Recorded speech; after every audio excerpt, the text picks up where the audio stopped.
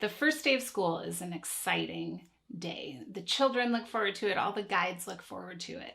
But as the guide, as the teacher in the classroom, there's a lot of things we have to consider and plan for. And so my biggest advice for you on the first days of school is to really over-plan activities. You have to expect that children are not going to be able to sustain a 3-hour work period, even in the most settled class. They're coming back from summer, they need to reorient, reconnect, and build up that capacity for a full work cycle. So you'll need to have lots of group activities at the ready. And particularly on the first few days of school, it might be entirely group activities, whole group activities. So overplan those. Have 6 more ready than you think you'll need, so that if everything, happens more quickly than you thought, you're prepared for the next thing to do and not looking around in a panic of what shall I do with these children? On that first day of school, the children need to feel safe and oriented and excited about their experience. So you need to be sure that you're connecting with each child, that you're establishing the guidelines for the classroom that will help them feel like they know what's going on and how to act that first day. That first day does set the tone for the rest of the year.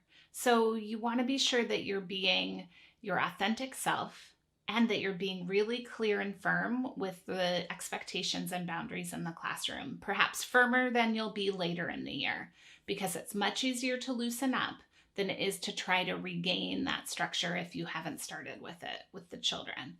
Plus, those boundaries really make the children feel safe. This means you'll need to respond to behavior issues pretty quickly when they're happening.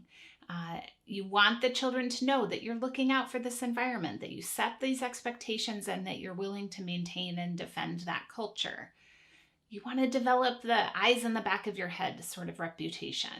I remember once with in one of my classes, I heard some people behind me getting a little out of control or something. So I turned around to see what was happening and who it was. And then I turned back, and then I just called without turning my head to those children by name and asked them to stop what they were doing. And they were shocked. How did you know? How did you see? And I said, I have eyes in the back of my head. Really? They came and were digging in my hair. And I said, well, I can retract them when necessary. Now, the children loved that. Of course, they didn't believe me and thought I was being silly, but they loved that interaction, and the behavior stopped. So these are the kinds of things we want to develop, that reputation of a firm but funny adult, supportive in the classroom. We as adults are a big part of the prepared environment.